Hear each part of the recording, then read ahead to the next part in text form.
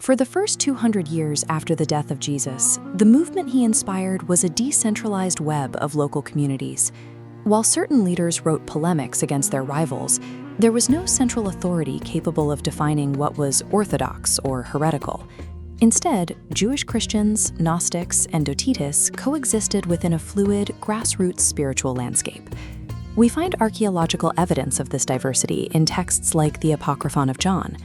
Early believers utilized esoteric documents like this one alongside the better-known Gospels, treating them as valid parts of a diverse, overlapping religious library. This was possible because the ancient world approached truth as something polyphonic. In this era, truth was often syncretic, allowing communities to embrace multiple, even contradictory interpretations of Jesus' divinity and humanity simultaneously. In this decentralized environment, theological disagreement was not a crime. It was a standard feature of a localized movement, where no single bishop or city held the power to silence another. By the year 300, the geopolitical landscape was fractured. The Roman Empire had been divided into a tetrarchy, 4 rulers across the east and west, facing persistent civil wars. The state required a singular, unifying ideology to prevent the administration from collapsing into permanent ruin. Emperor Constantine rose to power with the goal of reunification. For Constantine, whose gold coinage emphasized his status as an absolute political sovereign, a fragmented empire was a weak empire. He required a non-contradictory religious ideology to serve as a bedrock for imperial order. The decentralized nature of Christianity was now a political liability. Constantine could not rely on a spiritual movement that prioritized local debate and diverse interpretation over uniform obedience to the state. Constantine's intervention in the church was an act of statecraft. He moved to stabilize his throne by forging a centralized religious institution that could enforce a single imperial truth. In 325 CE, Constantine summoned hundreds of bishops to the Council of Nicaea.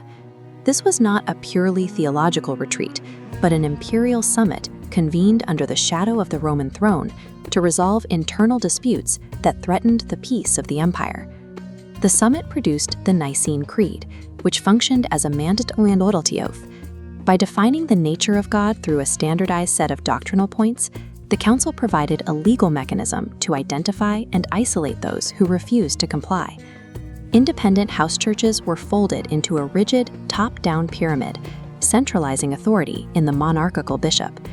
The creed drew a clear line between authorized belief and defiance, defining outsiders as enemies of the institutional order.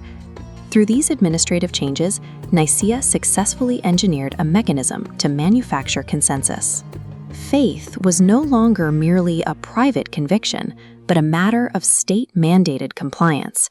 We see the finality of this process in the formalized New Testament canon. This curated list of proto-Orthodox texts aligned with imperial requirements.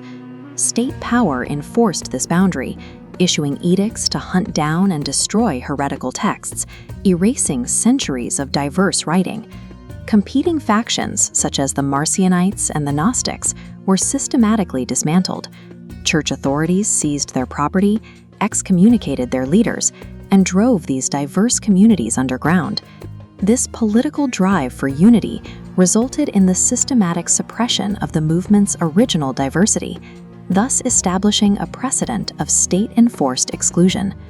Following Nicaea, the Roman Empire redefined theological disagreement.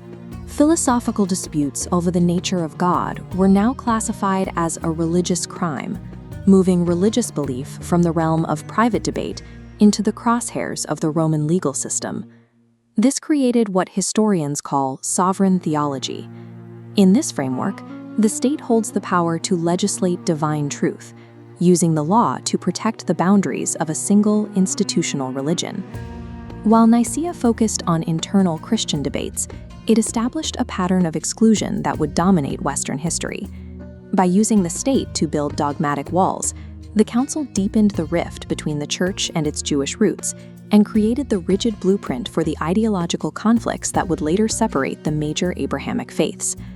The Council of Nicaea achieved its goal of ordering an empire, but in its quest for institutional unity, It birthed a legacy of legalistic exclusion, leaving us to consider what was lost when the state assumed the power to define the limits of God.